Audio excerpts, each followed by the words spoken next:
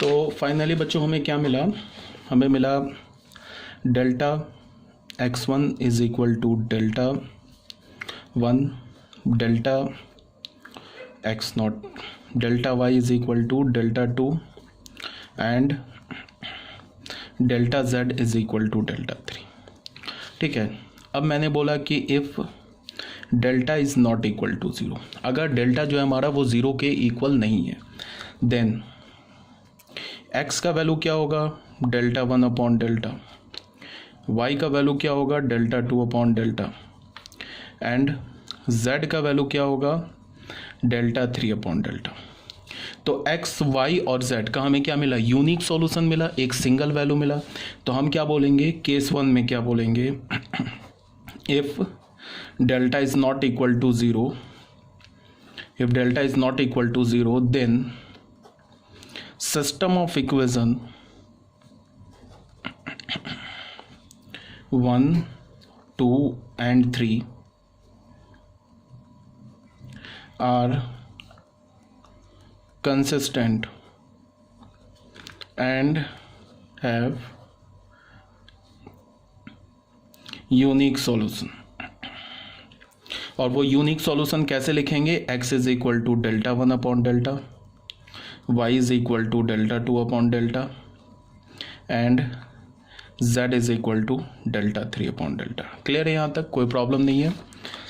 तो ये जो है पेज नंबर 140, इसमें यही बात यहाँ पे लिखी हुई है आपको। देखो ऐसे जो जैसे मैंने बताया कोफैक्टर से मल्टीप्लाई करके हमने मैट्रिक्स निकाला। यहाँ पे केस 1 में क्या बोला जा रहा है, if delta is not equal to zero, तो क्या हमें मिलेगा, यूनिक सॉल्यूशन मिलेगा, कंसिस्टेंट मिलेगा। x की वैल्यू क्या मिल गई, डेल्टा 1 अपॉन डेल्टा, y की वैल्यू क्या मिल गई, डेल्टा 2 अपॉन डेल्टा, और z की वैल्यू क्या मिल गई, डेल्टा 3 अपॉन डेल्टा। अब बच्चों आ जाओ केस 2 में। केस 2 में क्या बोल रहा है कि if delta is equal to zero, if delta is equal to 0 but at least one of delta 1 delta 2 and delta 3 is not 0। अगर डेल्टा 0 है और डेल्टा 1 डेल्टा 2 डेल्टा 3 में से कम एक क्या है हमारा, नॉन ज़ीरो है। डेल्टा 0 है और डेल्टा 1 डेल्टा 2 डेल्टा 3 में से कम एक नॉन ज़ीरो है, तो 100% सिस्टम ऑफ इक्वेशन इनकंसिस्टेंट होगा एंड हैव नो सॉल्यूशन होगा। क्यों, वो बताया जा रहा है। केस 2 में क्या बोला, केस 2 में अगर डेल्टा 0 है और कम से कम डेल्टा 1 डेल्टा 2 डेल्टा 3 में से कम एक नॉन ज़ीरो है, डेल्टा 1 डेल्टा 2 डेल्टा 3 में से एक नॉन ज़ीरो, या तो तीनों नॉन ज़ीरो या तो कम से कम एक नॉन ज़ीरो है, तो सिस्टम ऑफ इक्वेशन इनकंसिस्टेंट होगा और उसका कोई सॉल्यूशन नहीं होगा। उसका एक्सप्लेनेशन क्या है कि हमारे पास इक्वेशन क्या था, delta x is equal to delta y is equal to delta 2 and delta z is equal to delta 3। अब तुम बताओ, अगर मैंने बोल दिया if delta is equal to zero, अगर डेल्टा 0 बोल दिया तो ये जो तीन इक्वेशंस बनाए इसमें सबका लेफ्ट हैंड साइड 0 हो जाएगा। अब राइट हैंड साइड में मान लो डेल्टा 2 अगर 0 के इक्वल नहीं है, तो यहाँ क्या मिलेगा हमें, 0 इज इक्वल टू नॉट 0। 0 किसके बराबर हो जाएगा, एक नॉन ज़ीरो नंबर के बराबर हो जाएगा। ऑफ कोर्स क्या है, ये क्या होगा, ये फॉल्स रिजल्ट है। ठीक है, तो सिस्टम ऑफ इक्वेशन क्या हो जाएगा, इनकंसिस्टेंट। ठीक है, तो यहाँ पे क्या बोला जा रहा है कि delta is equal to 0 but at least one of delta 1 delta 2 and delta 3 is not 0, then the system of equation is inconsistent and hence no solution. ठीक है, अब ये केस 3 आ जाओ। ये जो केस 3 है ना, ये थोड़ा प्रॉब्लमेटिक केस है। ठीक है, इस केस 3 में क्या बोला जा रहा है, if delta is equal to 0 and delta 1 delta 2 delta 3 सारे 0 हो जाएं, is equal to 0, then the system of equation may be consistent, infinitely many solution and inconsistent with no solution. ठीक है, अब यहाँ पे तुम लोगों को एक जनरल कंफ्यूजन क्या होगी कि अगर डेल्टा 0 हो जाए और डेल्टा 1 डेल्टा 2 डेल्टा 3 सब 0 हो जाए, तो यहाँ में क्या मिल जाएगा, 0 is equal to 0, 0 is equal to 0, 0 is equal to 0। तो अगर ऐसे मिला तो इसका ये नहीं मतलब है कि जो मैंने पहले जो ये तीन इक्वेशंस लिखे हैं ना, फर्स्ट सेकेंड एंड थर्ड, वो इक्वेशंस क्या हमारा कंसिस्टेंट है, ये नहीं मतलब है। देखो इसका क्या मतलब है कि मान लो हमने ये जो इक्वेशन है ना, इस इक्वेशन को, ये तीन इक्वेशंस को कैसे निकाला है, कैसे फाइंड आउट किया है। ये हमारे पास जो इक्वेशन 1, 2 एंड 3 था, उसमें हमने एक नंबर मल्टीप्लाई, कोफैक्टर मल्टीप्लाई किया है ना, तभी तो आया हमारे ये delta x is equal to delta 1 और delta y is equal to delta 2 और delta z is equal to delta 3। ठीक है। तो अगर मैं किसी इक्वेशन में नंबर को मल्टीप्लाई कर दूं तो उसका ये नहीं मतलब है कि वहाँ से हमें एक ट्रू रिजल्ट मिल जाएगा। सपोज डैट मान लो कि हमारे पास कोई एक इक्वेशन है, उसमें हमने कुछ मल्टीप्लाई किया, ठीक है, और मल्टीप्लाई करने के बाद हमें 0 इज इक्वल टू 0 आ गया। हमारे पास कोई इक्वेशन गिवन है, उसमें हमने कुछ मल्टीप्लाई किया, मल्टीप्लाई करने के बाद हमारे पास 0 इज इक्वल टू 0 आ गया। तो इसका क्या मतलब है कि इसका ये नहीं मतलब है कि जो हमारा फर्स्ट इक्वेशन था उसको हमने क्या किया, फर्स्ट इक्वेशन था वो सही लिखा हुआ था। मान लो हमारे पास कोई एक इक्वेशन है, उसको हमने एक नंबर से मल्टीप्लाई किया और हमारे पास 0 इज इक्वल टू 0 आ गया। इसका ये नहीं मतलब है कि वो जो फर्स्ट इक्वेशन है, जो इक्वेशन गिवन था वो हमारा सही था। फॉर एग्जांपल मान लो 5 इज इक्वल टू 4 है, ये लिखा हुआ है। अब हमने दोनों साइड 0 से मल्टीप्लाई किया तो हमें क्या मिल गया, 0 इज इक्वल टू 0। इसका ये थोड़ा ना मतलब है कि इक्वेशन सही लिखा हुआ है। हाँ, अब अगर हमारे पास कोई एक इक्वेशन है, हमने उसे कुछ मल्टीप्लाई किया और हमें मान लो 5 इज इक्वल टू 4 आ गया। इसका तो मतलब है क्या कि 100% जो इक्वेशन लिखा था वो फॉल्स लिखा हुआ था। हमारे पास कोई इक्वेशन है, उसको हमने किसी नंबर से मल्टीप्लाई किया और 0 इज इक्वल टू 0 आ गया, तब तो गारंटी है, तब यहाँ पे दो केस हो सकता है, वो इक्वेशन सही भी हो सकता है, वो इक्वेशन रॉन्ग भी हो सकता है। बट हमारे पास कोई इक्वेशन हमने किसी से मल्टीप्लाई किया, 5 इज इक्वल टू 4 आ गया, तब तो 100% वो इक्वेशन फॉल्स लिखा था। ठीक है, तो ये तीन इक्वेशन, मैं क्या बोलना चाह रहा हूँ कि ये जो तीन इक्वेशन मिला है ये हमें कैसे मिला है। ये तीन इक्वेशन हमने इक्वेशन 1, इक्वेशन 2 एंड इक्वेशन 3 को कोफैक्टर से मल्टीप्लाई करके ऐड किया है। तो कोफैक्टर क्या है, एक नंबर है ना, तो इसका मतलब ऐसा भी हो सकता है कि वो तीनों इक्वेशन इनकंसिस्टेंट है, ठीक है, और हमने उसको कोफैक्टर से मल्टीप्लाई किया तो वो 0 इज इक्वल टू 0 आ गया। तो इसका ये नहीं मतलब है कि वो तीन इक्वेशन कंसिस्टेंट हो जाएगा, ठीक है। तो ये केस 3 में कुछ भी हो सकता है। केस 3 में क्या हो सकता है कि केस 3 में वो तीनों इक्वेशंस इनकंसिस्टेंट भी हो सकता है, नो सॉल्यूशन, और तीनों इक्वेशन कंसिस्टेंट भी हो सकता है और इन्फिनाइटली मेनी सॉल्यूशन हो जाएगा। यूनिक सॉल्यूशन नहीं आएगा। क्यों? क्योंकि यूनिक सॉल्यूशन के लिए क्या होता है, delta is not equal to 0। Unique solution तो पहले ही हट गया। तो केस 3 में क्या होगा, या तो इन्फिनाइटली मेनी सॉल्यूशन होगा या तो नो सॉल्यूशन होगा। अब इस बात को हम कैसे पता करेंगे कि इन्फिनाइटली मेनी सॉल्यूशन है, नो सॉल्यूशन है, उसको मैं भी आगे बता रहा हूँ। उससे भी पहले ये वाला जो यहाँ पे मैंने रूल दे रखा है ना, इसको तुम रट जाओ, इसको रट जाओ। क्या लिखा हुआ है कि अगर डेल्टा 0 के इक्वल नहीं है, if delta is not equal to 0, तो ये 100% है यूनिक सॉल्यूशन होगा। वहाँ से x की वैल्यू क्या मिलेगी, डेल्टा 1 अपॉन डेल्टा, y की value delta 2 upon delta, z की वैल्यू डेल्टा 3 अपॉन डेल्टा। ये कंसिस्टेंट हो जाएगा, ठीक है। और अगर डेल्टा 0 है तो डेल्टा 0 है तो फिर यहाँ पे दो केसेस बनेंगे।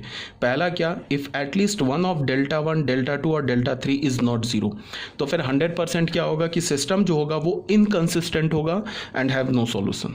और अगर डेल्टा 0 है और डेल्टा i भी 0 है, फिर i is equal to 1 to 3, means delta 1, delta 2, delta 3 ये भी तीनों 0 है, तो इन्फिनाइटली मेनी सॉल्यूशन भी हो सकता है। अगर इन्फिनाइटली मेनी सॉल्यूशन होगा तो कंसिस्टेंट होगा, और नो सॉल्यूशन भी हो सकता है। नो सॉल्यूशन होगा तो इनकंसिस्टेंट होगा। अब हम चेक कैसे करेंगे कि इन्फिनाइटली मेनी सॉल्यूशन है या नो सॉल्यूशन है, वो अभी तुम्हें आगे बताया जाएगा, ठीक है। उससे पहले एक क्वेश्चन कर लेते हैं, ठीक है। तो ये वाला जो नोट है इसको तो रट जाना है तुम्हें, ठीक है, ये नोट रट जाना है, इसके बिना कोई दूसरा उपाय नहीं है, इसको तो तुम्हें याद करना होगा। अगर delta not 0, unique, delta 0, any one of delta 1, delta 2, delta 3 is not 0, no solution, inconsistent, and if delta i is equal to 0, it may be consistent, अगर कंसिस्टेंट हुआ then infinitely many solution, and inconsistent with no solution. उससे पहले question कर लेते हैं, simple सा question है। Question number 1 में क्या है, बोल रहा है कि solve the following system of equation using Cramer's rule. Cramer's rule से इस सिस्टम ऑफ इक्वेशन को सॉल्व करो। तो हमारे पास ये तीन इक्वेशंस दे रखे हैं, हमने डेल्टा कैलकुलेट किया, नॉट इक्वल टू 0 मिल गया।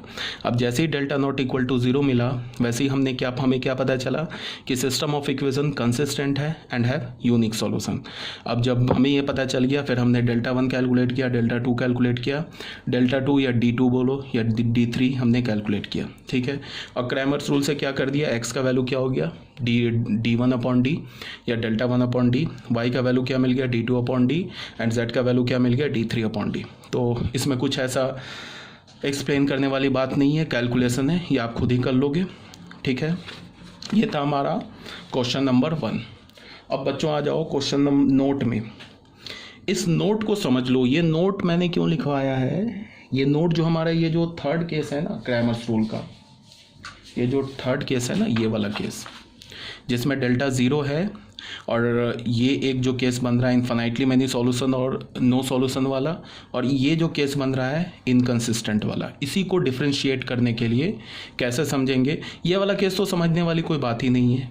डेल्टा ज़ीरो मिल गया, any one of delta two, delta one, delta two, delta three not zero मिला, तो ये केस हो जाएगा। और यहाँ पे क्या होगा, सारे ज़ीरो हो गए, डेल्टा आई भी ज़ीरो हो गया, डेल्टा भी ज़ीरो हो गया। तो ये दो केसेस को हम कैसे डिफ्रेंशिएट करेंगे, उसके लिए तुम्हें नोट समझाया जा रहा है। नोट को ज़रा ध्यान से सुनो, ये इम्पॉर्टेंट है, नहीं समझोगे तो प्रॉब्लम हो जाएगी। देखो मोस्टली बुक में मैंने जैसे देखा है, अरिहंत वगैरह जो बुक है उसमें देखा है कि कहीं कहीं कुछ फ्लॉ है क्रैमर्स रूल में। मैंने अरिहंत भी चेक किया और भी 2-3 बुक्स है उसको चेक किया, तो मुझे जनरली इसमें फ्लॉ दिख रहा है। फ्लॉ का मतलब क्या है कि ये जो हमारा थर्ड केस है ना, when delta is equal to zero and delta is equal to zero, इसमें मोस्टली बुक क्या लिखता है कि system of equation is consistent and have infinitely many solution. But ये ट्रू नहीं है, कंसिस्टेंट भी हो सकता है, इनकंसिस्टेंट भी हो सकता है। उसके लिए, इसको समझने के लिए हम इस नोट को ध्यान से सुनेंगे। नोट में क्या है, जैसे तुम ये देखो, इसमें थोड़ा 3D का कॉन्सेप्ट यूज़ होगा। अगर तुम्हें 3D नहीं आता है तो कोई प्रॉब्लम नहीं है, जो कॉन्सेप्ट यूज़ होगा 3D का वो मैं तुम्हें बताता हुआ चलूँगा, और जब तुम 3D पढ़ लोगे तो उस कॉन्सेप्ट का तुम प्रूफ भी पढ़ लोगे। बट अभी टाइम बिंग मैं तुम्हें वो जो 3D में की जो प्रॉपर्टीज़ यूज़ होगी वो मैं अभी तुम्हें टाइम टू टाइम बताता चलूँगा। सबसे पहले ये इक्वेशन 1 है, ये 2 है, ये 3 है। इक्वेशन 1 को देखो क्या है, इसमें 3 वेरिएबल्स हैं एंड 3 वेरिएबल्स है, एक्स वाई जेड, यहाँ 3 वेरिएबल्स है, यहाँ भी 3 वेरिएबल्स है, यहाँ भी 3 वेरिएबल्स है। तो जैसा मैंने क्या बोला कि अगर 2 वेरिएबल है, लीनियर इक्वेशन इन 2 वेरिएबल्स किसे रिप्रेजेंट करता है, एक स्ट्रेट लाइन को रिप्रेजेंट करता है, ठीक है। On the same line linear equation in 3 variables represent a plane, वो किसे रिप्रेजेंट करेगा, प्लेन को रिप्रेजेंट करेगा। 2 वेरिएबल में लीनियर इक्वेशन एक स्ट्रेट लाइन को, एक वेरिएबल में लीनियर इक्वेशन एक पॉइंट को, एक 3 वेरिएबल में लीनियर इक्वेशन एक प्लेन को। तो ये एक्चुअल ये फर्स्ट इक्वेशन क्या लिखा हुआ है, ये एक प्लेन लिखा हुआ है जिसको मैंने P1 से रिप्रेजेंट किया। ये P2 क्या लिखा है, ये भी एक दूसरा प्लेन लिखा हुआ है जिसको मैंने P2 से रिप्रेजेंट किया। ये P3 क्या है, ये भी एक तीसरा प्लेन है जिसको मैंने P3 से रिप्रेजेंट किया। अब हमने ये डेल्टा कैलकुलेट किया है, डेल्टा 1, डेल्टा 2, डेल्टा 3। डेल्टा कैसे कैलकुलेट करते हैं, ये डेल्टा के में जो ये नंबर्स लिखा हुआ है ये एक्स वाई जेड का कोफिशिएंट है। डेल्टा 1 कैसे हमने निकाला, ये डेल्टा के फर्स्ट कॉलम को ये कांस्टेंट टर्म से रिप्लेस कर दिया तो हमें डेल्टा 1 मिल गया। डेल्टा 2 कैसे निकाला, डेल्टा के सेकंड कॉलम को हमने कांस्टेंट टर्म से रिप्लेस कर दिया तो हमें डेल्टा 2 मिल गया। अब ये डेल्टा 3 कैसे निकाला, डेल्टा के थर्ड कॉलम को हमने कांस्टेंट टर्म से रिप्लेस कर दिया तो हमें डेल्टा 3 मिल गया। ठीक है, यहाँ तक तो क्लियर होगा, कोई प्रॉब्लम नहीं होगी समझने में।